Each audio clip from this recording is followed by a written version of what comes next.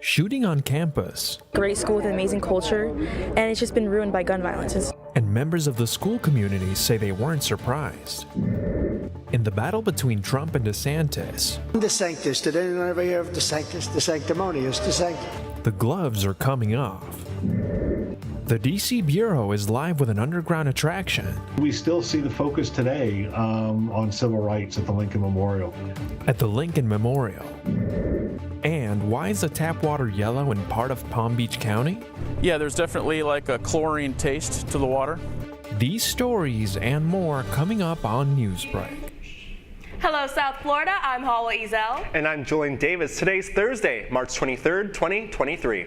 Live from the South Florida Media Network's Biscayne-based studios in North Miami, this is SFMN Newsbreak. School shooting, and this time community members say there were warning signs.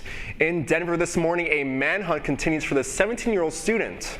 Police say he's responsible for the high school shooting yesterday, injuring 2 faculty members at East High School. The most surprising thing about the shooting is how many say it doesn't surprise them.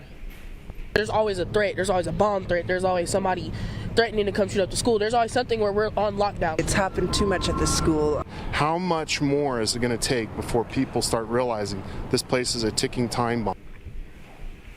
The suspect was identified as Austin Lyle. Police say he fired a gun during a daily school safety search and fled the scene. Police say 2 administrators were injured, one hospitalized in serious but stable condition, another in critical condition. Authorities have found his car abandoned on a rural road an hour from Denver. As he weighs a potential run for the Republican presidential nomination, Florida's governor is doing something many of his GOP rivals would never even consider. As CNN's Brian Todd reports, Ron DeSantis is taking jabs at former President Trump. Florida's governor now taking stronger but still subtle swipes at Donald Trump. Ron DeSantis, in an interview with Piers Morgan for his talk show that streams on Fox Nation, had some fun with Trump's nicknames for him. Ron DeSantis, did anyone ever hear of DeSantis? The sanctimonious DeSantis. Which is your favorite nickname that Trump's given you so far? I don't know how to spell the sanctimonious. I don't really know what it means, but I kind of like it's long. It's got a lot of vowels.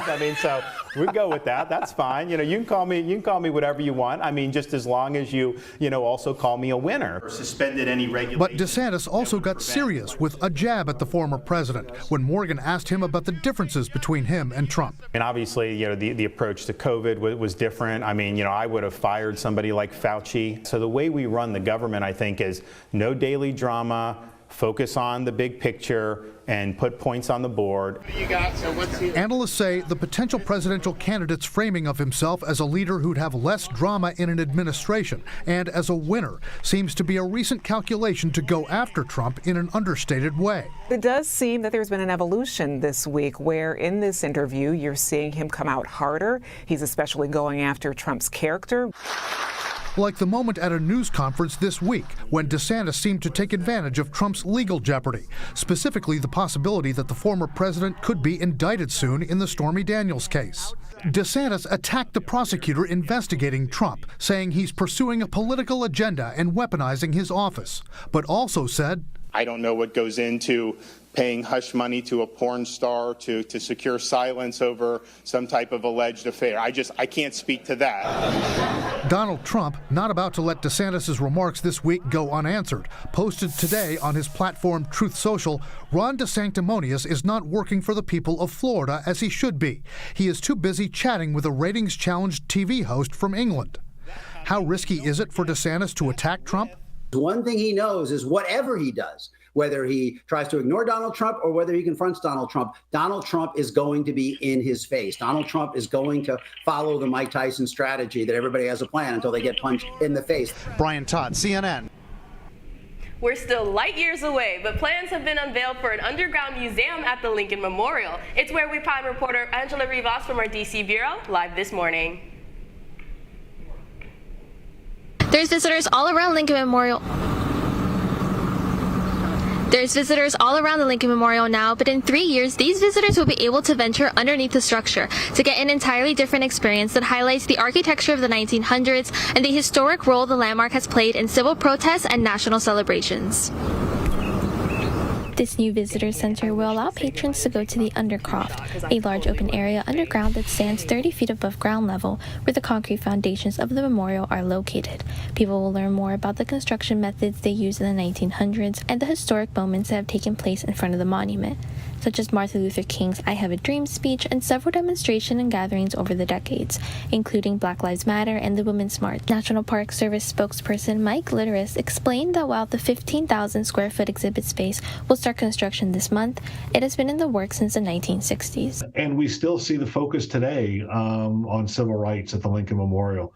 If you look back to the Black Lives Matter protests just a few years ago, the Women's March, those events are still focusing on the Lincoln Memorial. It's still a relevant story, and it's a good time to tell that story. This visitor center will focus on how the meaning of the Lincoln Memorial has changed over the years, from being a backdrop for national celebrations to being the location where Americans go to exercise their First Amendment rights. FIU professor Dr. Marvin Dunn specializes in Black history and says he believes its construction is a step in the right direction. So expanding upon this so that we have even more information and more stimulation on this subject is absolutely wonderful. Frankly, I'm surprised that it's being done, given the amount of money I'm sure that's involved in it, at a time when our government is moving away from this sort of thing. So it's a very, very, very wonderful step in the right direction. Litteris also added that the visitor center will be open just in time for the 250th anniversary of our country's independence. I'm Angela Rivas in Washington, D.C. for the South Florida Media Network. Say goodbye to TikTok, potentially. The Biden administration is planning to ban the renowned social media app from the United States unless the company separates from ByteDance, TikTok's Chinese parent company. The White House believes ByteDance is posing security concerns to users of TikTok. Shou Chew, TikTok CEO, is set to testify before Congress to protect the app for Americans. This weekend will be the opening ceremonies for Washington, D.C.'s annual Cherry Blossom Parade. As D.C. Bureau Nicole Ardila tells us, celebrations actually began earlier this week.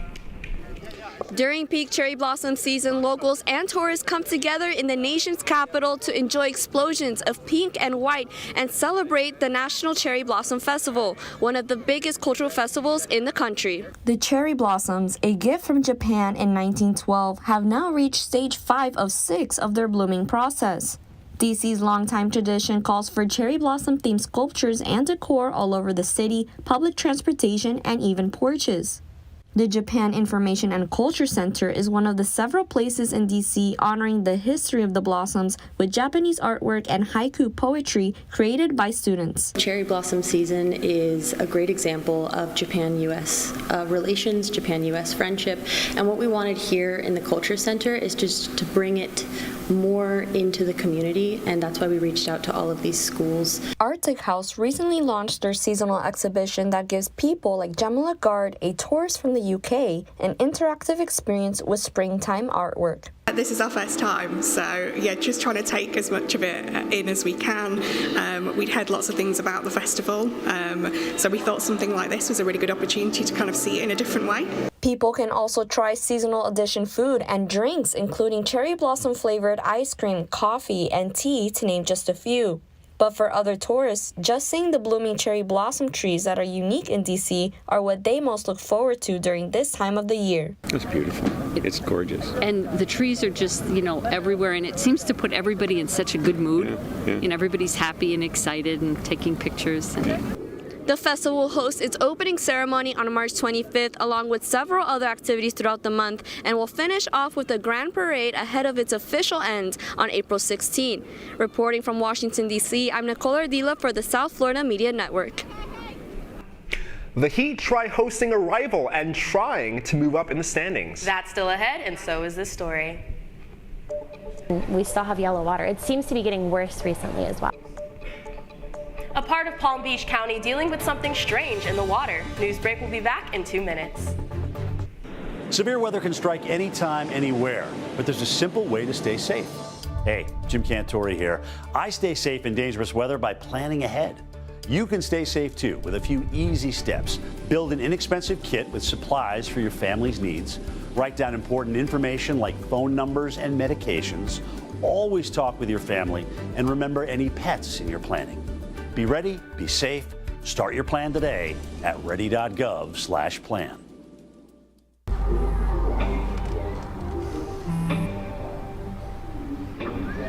I don't know why you're so sad. You've got a roof over your head. You gotta stop with that depression stuff. That's a white people thing. You all right? It just feels like it's coming from everywhere. Do you want to talk about it? You can talk to me if you're feeling sad. Whenever you need to talk, I'm here, okay?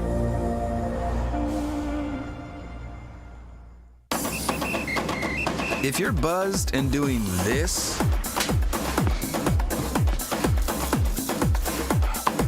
to make yourself feel okay to drive, ZWX.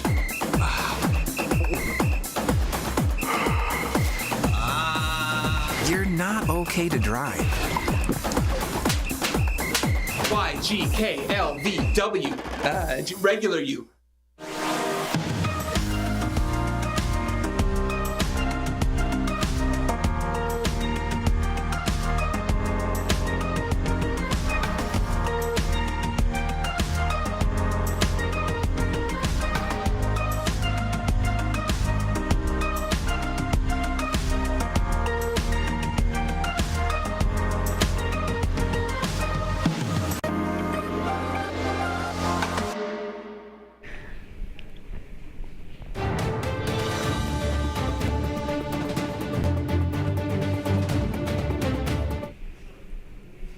Water worries in one part of South Florida. Residents in the Palm Beach County community of Latana are concerned this morning. Not only does it taste like chlorine, but they say the water is coming out of the tap yellow. The town of Lantana says the water is safe to drink and the yellow color is from iron that is naturally occurring in the water supply. Town officials say they're doing a $4 million project that started last March, which includes replacing the town's high service pumps, which deliver water to residents. The project also includes renovating the water filtration system at the town's water plant. Like, we need water and we need safe water. Yeah, there's definitely like a chlorine taste to the water, and so that's not something you want. The work is expected to take another year and a half.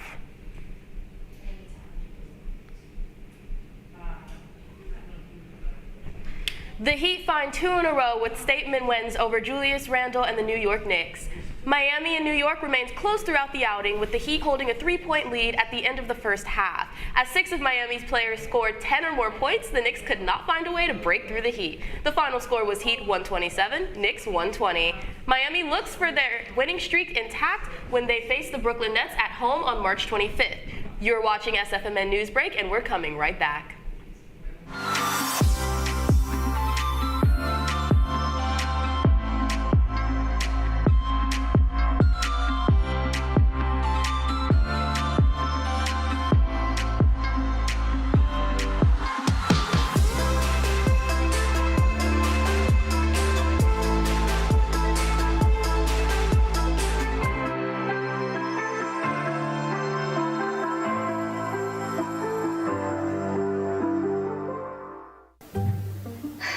I could really use a new tablet. I just don't have the money. Let me ask you something. Do you have a Pell Grant? Yes? You do know you can get a free tablet, right? Did you say free? Yeah, free. It's simple. And the application is done in the store. I could really use a tablet. Go get one. Another satisfied customer. Stop by Pantotech in the Graham Center at FIU MMC today to speak with one of our associates to get your free tablet. Type 2 diabetes can have a big impact on your life. But how can it be prevented? Well, the first step is knowing if you have something called prediabetes. Take the 1-minute risk test today at doihaveprediabetes.org.